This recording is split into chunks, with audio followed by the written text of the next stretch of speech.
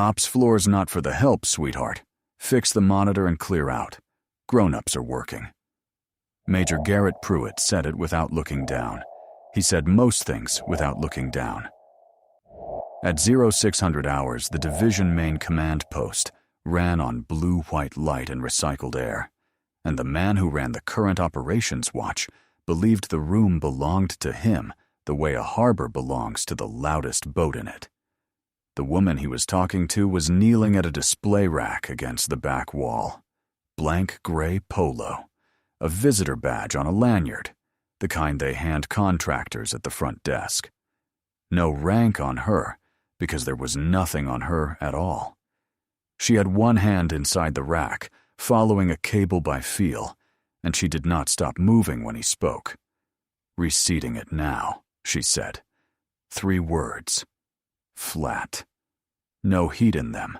She pressed the connector home, and 11 feet away the Major's dead monitor came back to life, the common operating picture snapping clean across it in a single stroke. 6 vehicle icons, and a route line, and a checkpoint symbol resolving out of the gray all at once. Pruitt grunted, satisfied, and turned back to his desk. He had a battle update to run at 0630 and a colonel's walkthrough somewhere in the morning, and in the geography of his concerns, the contractor ranked below the coffee. Behind him, the woman did not leave. She stayed on one knee a moment longer than the job required, and her eyes went up to the master event board that hung over the floor.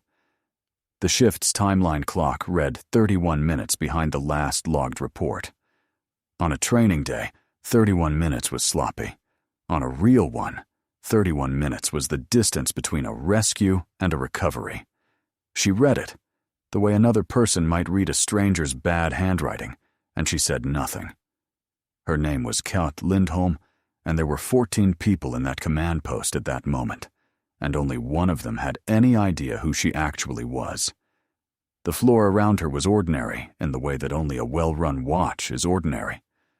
2 big screens at the head of the room, a horseshoe of workstations, the low constant weather of radio traffic and keyboard, and the hum of machines that did not sleep.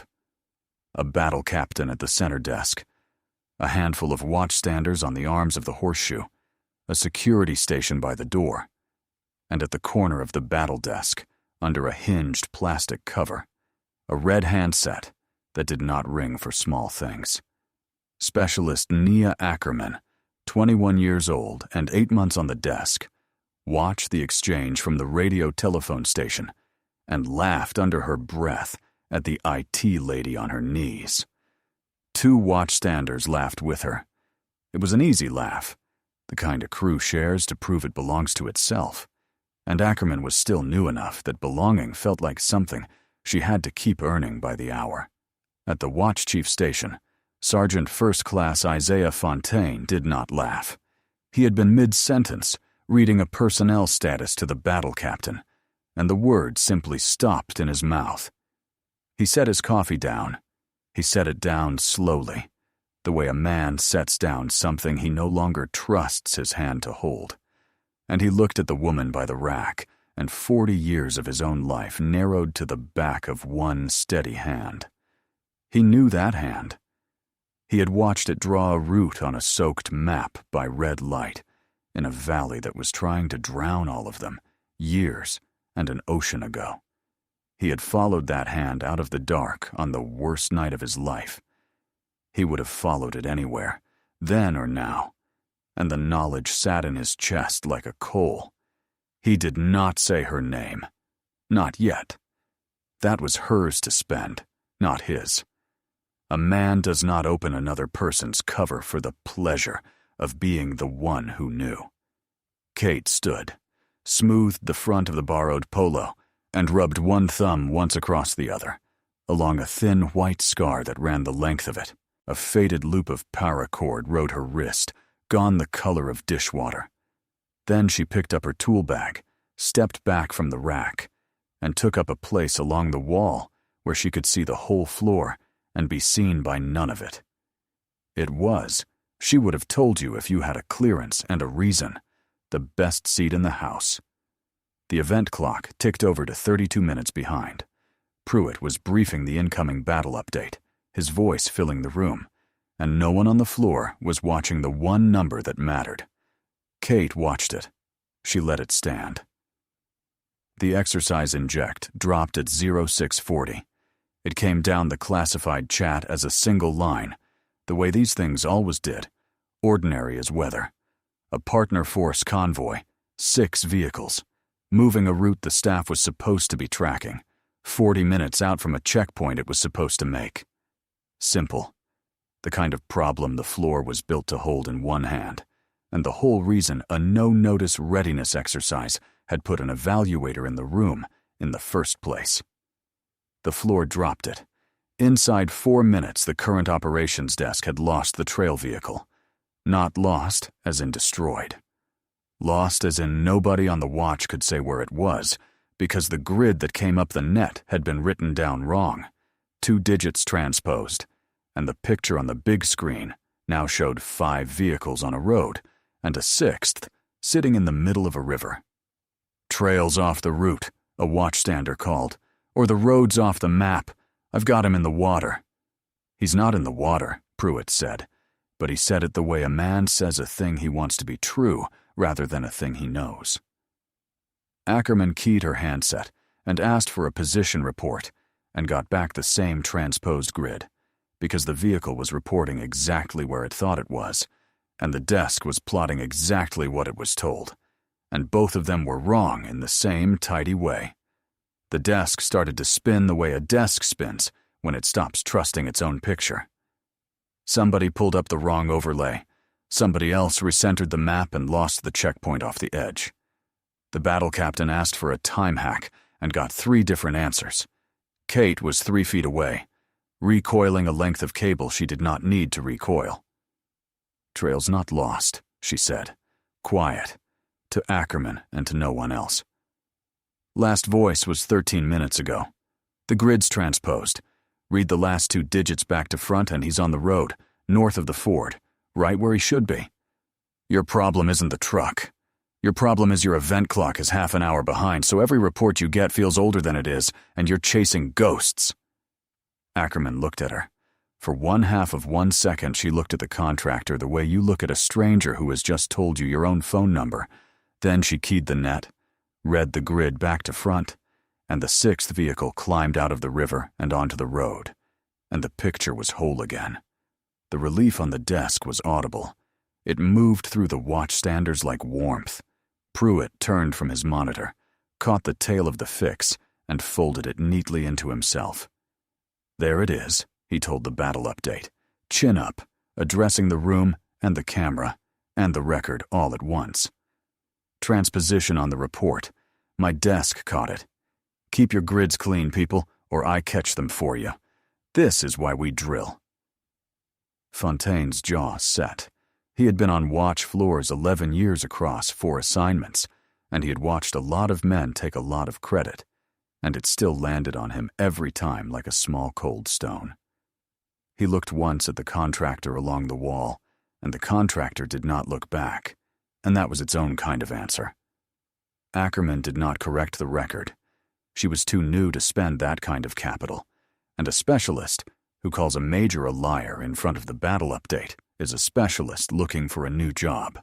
But she looked at the contractor along the wall for a half-second too long, and this time, when she looked away, something in her face had come slightly loose.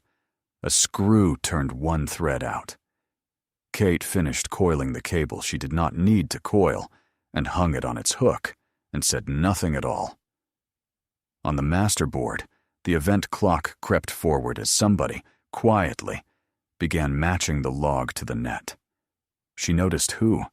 She noticed most things. A no-notice readiness exercise is a strange animal. It puts a real problem in front of a real staff and watches to see whether the staff is as good as it believes itself to be, and it does it without warning, because the only honest test is the one nobody gets to prepare for. Someone has to grade it. Someone has to stand in the room, unannounced, and watch. And the whole art of it is being close enough to see everything, and quiet enough that the floor forgets you are there and goes back to being itself. There is a name for that person on the exercise order. It is not contractor, but contractor is a good coat to wear, because a contractor is furniture, and furniture sees everything and is asked nothing, and Kate Lindholm had worn worse coats to see less. She had come to grade a battle staff. She had not come to be found. That the morning would decide otherwise was not yet written, but it was close, the way weather is close. By 0800 the shift had decided what she was, and having decided, it went to work on her. It started in the break area over the burnt second pot of the morning. Someone called her the help desk. Someone else improved it to Cable Girl, and Cable Girl stuck the way a bad nickname sticks, because it fit in the mouth and cost nothing to say. It got passed along the horseshoe on grinning breath. By the time it reached the far station, it had a whole small mythology behind it. "Careful," Pruitt said, when she came in for water. He said it loud enough for the room. "Cable Girl's memorizing our grids. She'll fix us right out of a job. You watch, she'll unionize the printers next." The room laughed. It was a good line, as his lines went. And a battle desk shift will laugh at a good line the way a fire takes dry wood. There is nothing cruel in most of them. There is only the appetite a hard job builds for a moment that costs nothing, and a target who will not throw anything back. Kate filled a paper cup at the cooler. She drank half of it. She rubbed the scar on her thumb, once, the way another person might check a watch, and then she went back out to the floor. When she got there, her chair was gone. Not gone. Moved. Somebody had rolled it against the far wall, 6 feet from any station. A small joke that everyone would understand, and no one would have to own. There was a place for the contractor now, and it was nowhere. Kate looked at the chair against the wall. Then she stepped up to the display rack instead and stood, because standing put her eyes level with the master event board, and the board was the only thing in the room she cared about. A chair, to a person who has spent nights on her feet, in water to her waist, counting other people across a river, is not a thing worth crossing a room for. Fontaine crossed to her under cover of a status run. He kept his voice low and his face flat, and he set one hand on the empty station beside his own. "There's a chair here, ma'am." "I'm good, Sergeant." 2 words, and the word after them. He heard it. She had said it plainly, without weight, the way you hand a man back something he dropped. "Ma'am." He nodded once and went back to his desk, and the word hung in the air a half-second longer than it should have, and Major Pruitt, filling the room with himself, did not catch it. He was already 3 sentences into a story about a general he had briefed once, and the story, like all his stories, was mostly about him. The audience caught it. If you have ever stood in a room where the smallest, quietest person present was the only one who understood what was about to happen, then you already know how this feels, and you already know how it ends. Stay with it. The floor is about to learn what it is standing on, and it is going to learn it all at once. The way you learn the ice is thin. Kate watched the event clock. It read 14 minutes behind now. Better. Ackerman had started closing the gap without being told to, matching the log to the net on her own, cross-checking every report against a time hack before she plotted it, and Kate had noticed that too. She noticed most things. It was the only part of her the cover could not hide, and she had made her peace long ago with the fact that a truly observant person is always a little bit visible, the way a lighthouse is visible, whether it wants to be or not. Ackerman, at her station, did a small thing then that no one saw except the woman it was aimed away from. She rolled her own chair a foot to the left, into the aisle, so that the empty space where the contractor's chair should have been was a little less empty, a little less pointed. She did not offer the chair. She was not brave enough yet for that, and there is a kind of courage that arrives in inches before it arrives all at once. But she moved a foot to the left, and she told herself it was to reach the far keyboard, and it was not to reach the far keyboard. Kate saw it. Kate filed it with everything else. The chair stayed against the wall. Kate stayed on her feet. The clock ticked. The morning tightened, the way a line tightens before you feel the weight on the other end of it. That half second where the water goes still, and you know, without knowing how, that something has taken the hook. At 09:15, Major Pruitt decided the contractor was a security problem. He did not decide it because she had done anything. He decided it because she had done everything a little too well, and a certain kind of man will file a complaint against a mirror rather than look into it. Twice now the fix on the floor had come from the woman on her knees, and twice he had caught himself standing a half step behind a contractor, and the arithmetic of that was more than his morning could carry. He went to the security desk at the edge of the floor, and he leaned over it, and he told the security NCO to pull the contractor's visitor badge and have her escorted off the ops floor. Unescorted contractor, loitering near classified displays, he said. That's a finding waiting to happen. I want her gone before the colonel's walkthrough. Log it as a proactive security correction. Make me look good, not petty. The security NCO, a young sergeant named Diaz, pulled up the badge record and started the revocation. He was doing his job. That was the thing about the whole morning that would sit worst with everyone later. Almost no one in the room was doing anything but their job.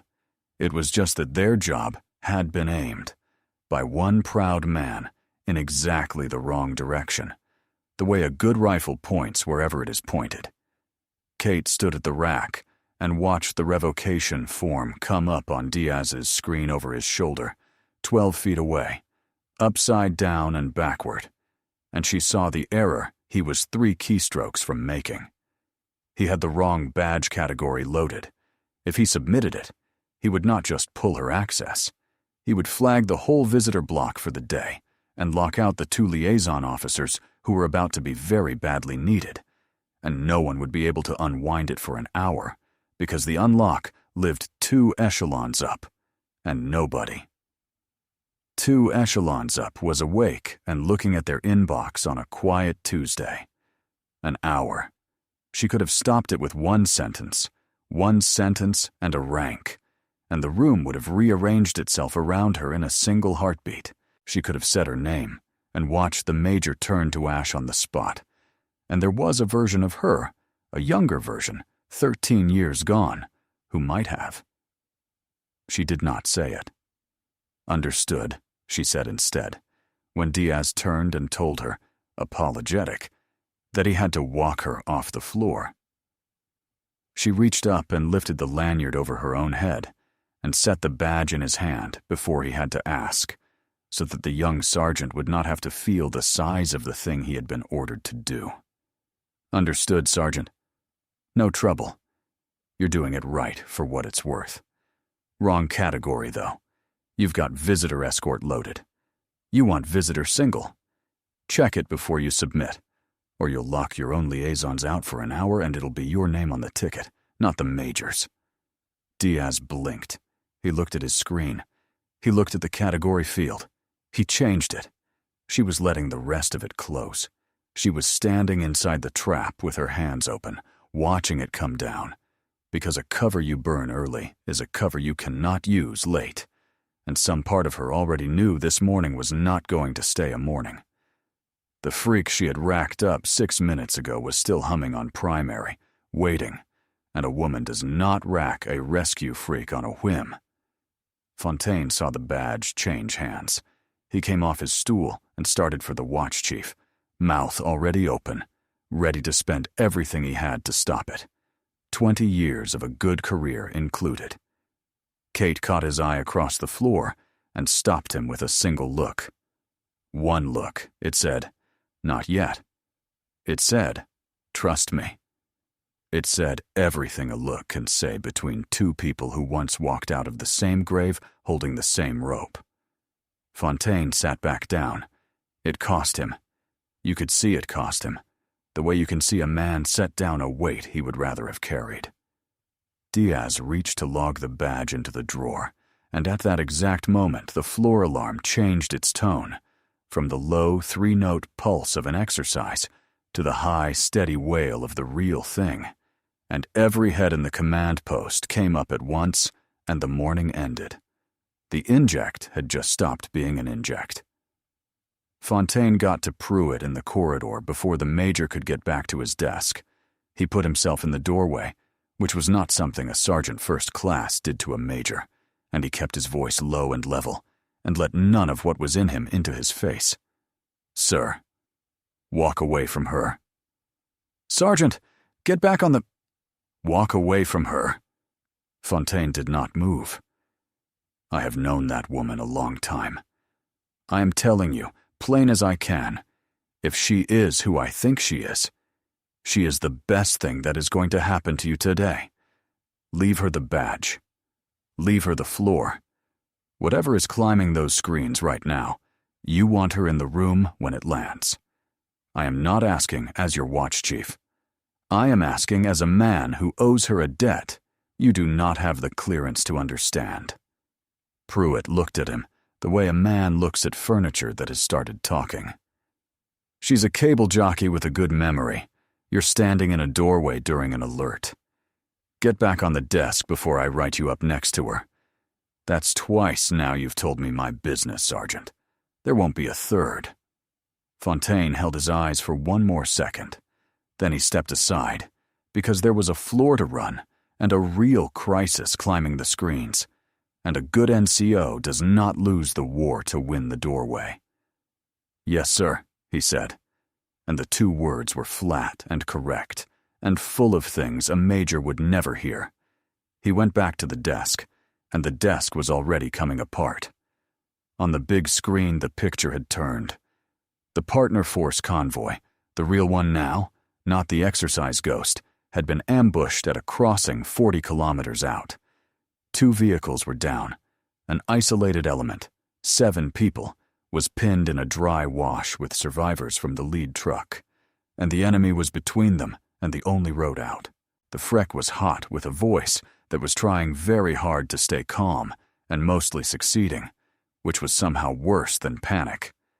The staff scrambled, and the scramble was the sound of a room reaching for authority it did not have. Because a response like this one, cross-boundary, time now, with survivors and shooters and a clock, did not belong to a division battle major. It required release authorities and coordination with aircraft that answered to someone else, and a commander read into the specific plan for exactly this contingency, and there was not one of those on the floor. The battle captain knew it. You could see him knowing it, reaching for a phone, and then not knowing whose number to dial. The isolated element's voice came up on primary, thinned and flattened by distance and stress, giving a 9-line the way you give a 9-line when the thing you are describing is happening to you. Location, call sign, casualties, threat, all of it in the clipped grammar the training builds so that terror has somewhere clean to go. 2 litter urgent, small arms, and 1 crew served on the high ground to the north. 7 souls. The battle captain wrote it down, and then looked at it and understood that writing it down was the only part of it he had the authority to do. He could hold the pen. He could not send the aircraft. The aircraft belonged to a task force that answered to a headquarters that was, at this exact second, dialing a red phone in a division command post because it knew something the division did not. There was, however, a contractor along the wall who had, minutes earlier, and without a badge, quietly re-racked the comm suite so that the isolated element's frequency was already up on the primary net, patched and clean and waiting, as if she had known before anyone that this was the Freck, the whole morning was going to come down to. She had known. She rubbed the scar on her thumb once and watched the crossing burn on the screen, and she waited. The battle desk needed a commander with release authority, and it did not have one, and the clock on the wall was no longer 30 minutes behind. It was now. It was right now. And on the corner of the battle desk, under its plastic cover, the secure red handset began to ring. Hold that sound in your ear. Somewhere out past the doorway, past the corridor, past the wire, a room you cannot see has already decided who is going to fix this, and the name it is about to say is standing 6 feet from a chair that got rolled against a wall. Stay with her. She has been ready since 0600. She has, in a sense that the floor is about to understand, been ready for 13 years. Here is who she was while the phone rang. Lieutenant Colonel, 23 years in, ground force commander of a special mission element, the kind whose designation does not go on a slide, and whose commander does not, as a rule, show up on a Manning roster with her real name. On the recovery net, going back more than a decade, she had one word for a name, and the word was lodestar. It is the star you steer by. It is the fixed point you find when every instrument you own has gone dark, and the map is wet through, and the men around you have stopped being able to tell up from down. That was the name they gave her, and they gave it to her for a reason, and the reason had a date. The date was in 2013. She was 32 years old, a captain, and the valley was trying to kill all of them at once. They had gone in for a downed crew, and a storm had come in on top of the mission, the kind of storm that turns a dry wash into a river in the time it takes to check a watch. The navigation systems drowned first. Then the radios thinned to nothing, hiss and fragments, and their own breathing. Then the ground itself started to move, the wash rising ankle to knee to thigh, and a team that had trained for years to be found by machines discovered it was going to have to be found by a person or not at all. Captain Lindholm put the useless devices away. She pulled out a laminated map, gone soft at the folds, and a grease pencil, and she drew a route by the red light of a headlamp held in her teeth, and she walked people out of that valley on dead reckoning and a compass and the back of her own hand. She counted them across every crossing. She counted them by touch when she could not see them, a hand on each shoulder as it went by, a number said out loud into the storm so the number would be real. 1, 2, 3, all the way up. She counted 11 home. There had been 12. Staff Sergeant Declan Poe, 29, had carried the last survivor across the final crossing on his back, into water that was already past reason, and he had gotten the man to the far bank and set him down safe and turned to come back. And the water had taken him and not given him back. She had gone in after him to the end of the rope and past it, and the scar on her thumb was where the rope had tried to take her hand off rather than let her go, and in the end, the river kept Declan Poe and gave her back her hand, and she had never once decided that was a fair trade. And a second man, a teammate on the far side of the ridge whose call sign was Hollyard, had gone off the net in the same black hour and never come back onto it. The after-action carried him, in the cold grammar of these things, as presumed lost.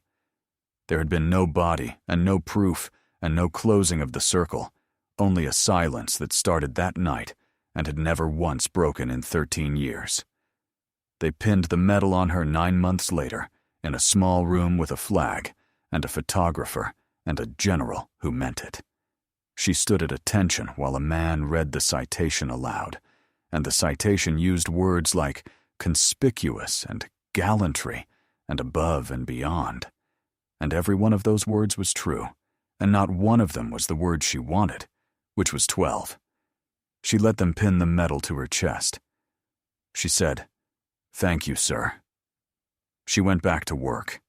And that night, in a bunk far from any flag, she counted to 11 in the dark and stopped, because 11 was where the counting ran out of names, and she has stopped at 11 every night since. She had brought 11 home. She has counted to 11 every night since, in the dark, before sleep, because the number is wrong and she cannot make it come out right. It should have been 12. It is the arithmetic she carries.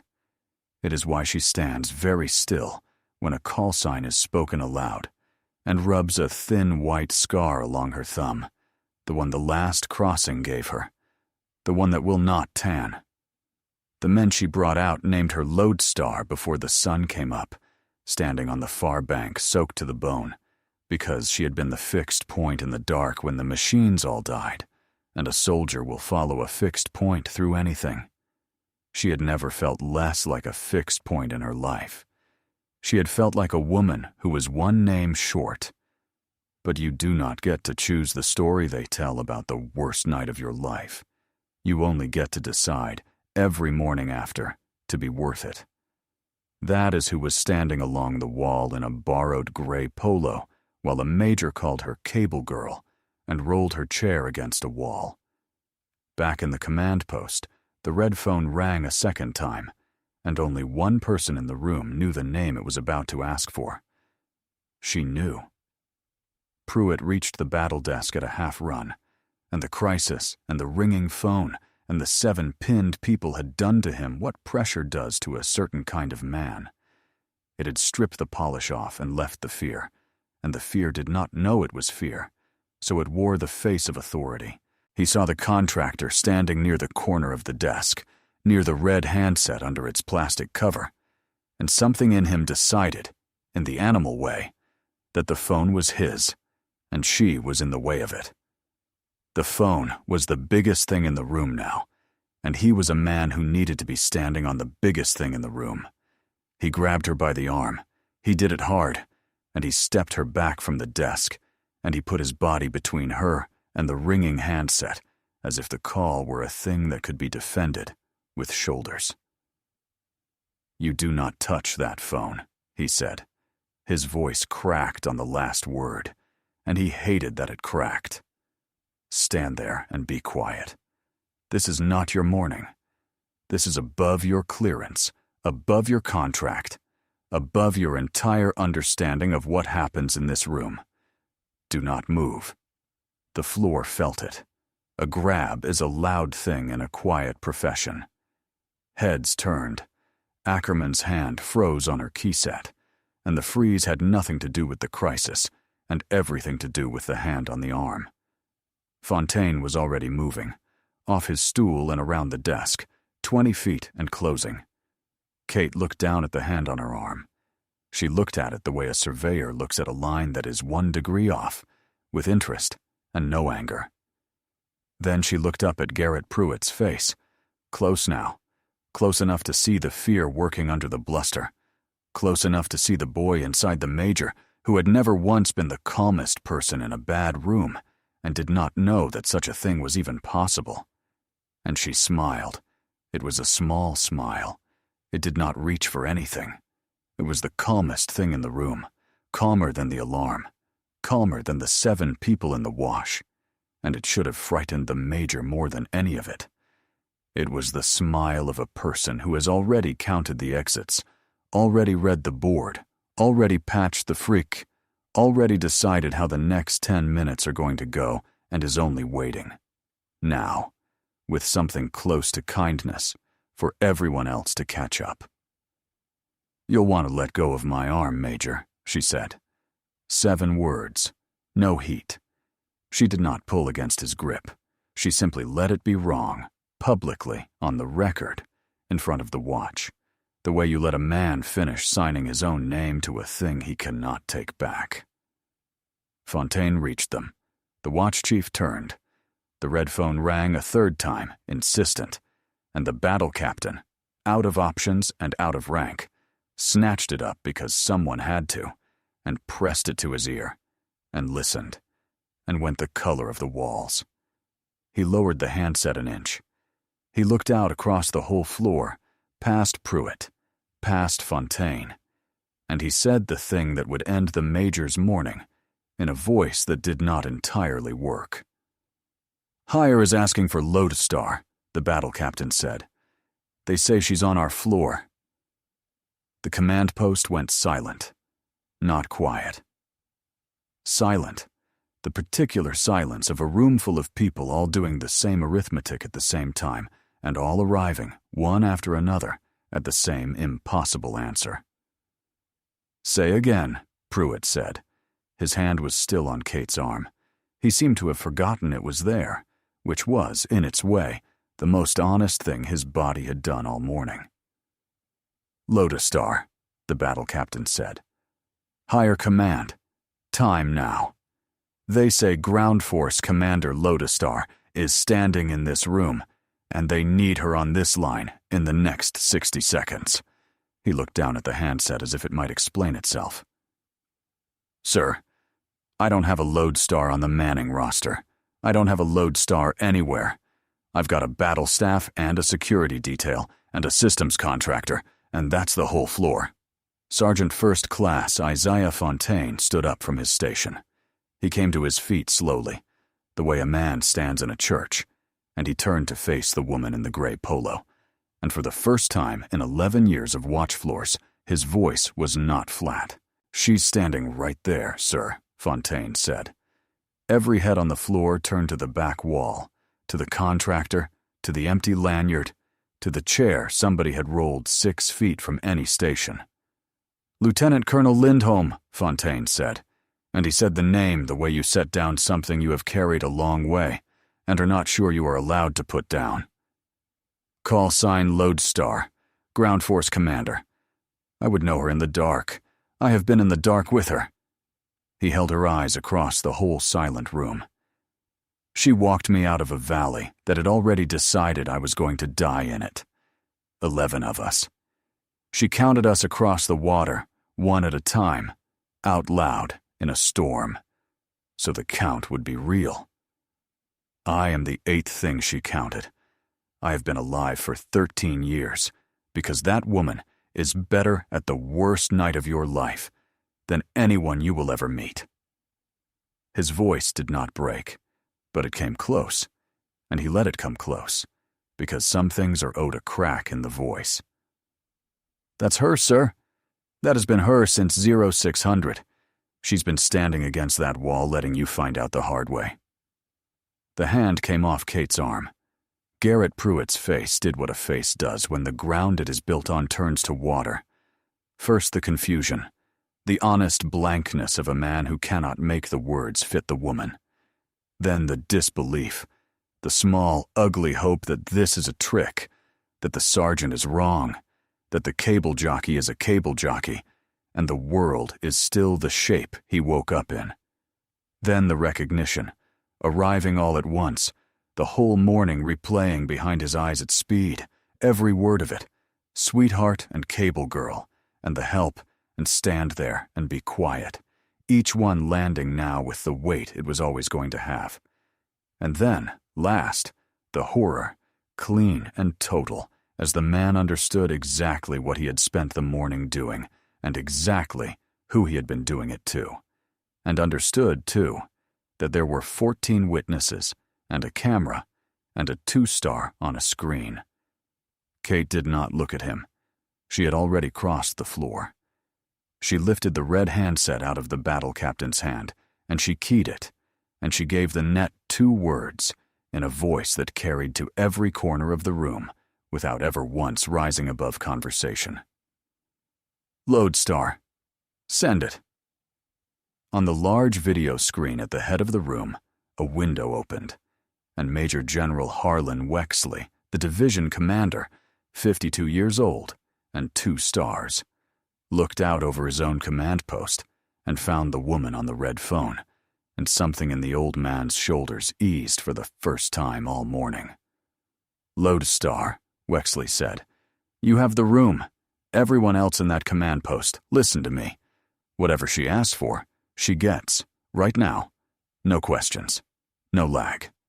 She has the release authority, and she has the plan, and she has had both of them since before your alarm went off. She is the reason the plan exists. Major Pruitt. A pause that had a whole career in it. Step back and let the colonel work. The floor came to its feet, not on an order. It simply happened, the whole watch rising at once, the oldest reflex the profession has, hands stilling its sides, and the contractor nobody had wanted in the room stood at the center of it, with a red phone against her ear, and started, quietly, to bring 7 people home. She ran it clean, and she ran it fast, and she ran it on numbers. Isolated element 7 souls, Kate said into the net, eyes moving across the screen the way they had moved across a soaked map 13 years before. 2 litter urgent, 5 ambulatory. I need rotary wing at the ford in 18 minutes, not 20. 18. I need the overwatch shifted 200 meters east to open the mouth of the wash, because right now it is looking at a wall, and the wall is looking back. Freak's already up on primary. It's been up for 11 minutes. Ackerman. She did not look up. She had learned the specialist's name off a chest tape at some point in the morning, and filed it, because she filed everything. Confirm the trail vehicle from this morning's convoy is still north of the ford. North of the ford, ma'am, Ackerman said, and her voice was steady. Forward and not backward this time. A grid read the right way round. Holding. Engine running. That truck is my blocking position. Tell them to hold the road and not 1 meter past it. I don't want heroes. I want a wall on the north side while I pull 7 people out the south. Battle captain, get me the aircraft commander's actual call sign, not the mission number. I want to talk to the man flying, not the paperwork. The aircraft commander came up on the net 30 seconds later, and Kate talked to him the way she talked to everyone, in numbers and in the calm that numbers make. She gave him the ford, and the blocking truck, and the 200 meters of shifted overwatch, and a run-in heading that kept the high ground off his left door instead of square in his windscreen. She gave him a decision point, and a time, and a fuel number, and an abort criteria, all of it in about 90 seconds. And when she was done, the man in the aircraft said, "Solid copy. Lotus Star. Inbound." And there was something in the way he said the call sign that told the whole floor he had heard it before, on a worse day, and had been glad to hear it then, too. She moved rotary wing and overwatch, and the blocking truck like a woman drawing a route by red light. And the room moved with her, because a room will always move for the calmest true thing in it once it finds one. Ackerman, who 2 hours earlier had laughed at the IT lady on her knees, ran her net like it was the only net in the world, and every time she got a report, she checked it against the time hack before she plotted it, the way the contractor had told her to without ever quite telling her to. And when she looked up from her station, her eyes found Kate's for 1 second, and Kate gave her the smallest nod a person can give, and the specialist sat up an inch straighter and did her job better than she had ever done it in her life. It took 41 minutes. Kate never raised her voice once across any of them. She counted the 7 the way she counted everything, one at a time, by name where she had them, across the water and onto the road and up into the aircraft. And when the last of the 7 was on the bird and the bird was off the ground, she said, 7 for 7, all souls, wheels up, into the red phone, and she set it down in its cradle, and only then did her hand come up and rub the scar on her thumb. Once. Hard.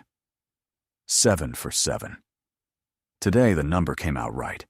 If you have made it this far, if this room and this woman and this morning have gotten into your chest a little, then do the small thing the story is asking of you. Stay to the end of it, and let it matter. And if it has moved you, subscribe, because the quiet ones are the ones worth staying for, and there are more of them coming. Major General Wexley came down to the floor in person before the shift changed. He was not a loud man, which had always made him the loudest thing in any room Pruitt ran. He found the major standing at the edge of the horseshoe, and he relieved him as current operations battle officer for cause in front of the watch. And then he did the thing that was worse than any arrest, worse than any court-martial, worse than anything Pruitt had spent the last hour bracing for. He left him on the floor. "You are relieved as battle officer," Wexley said.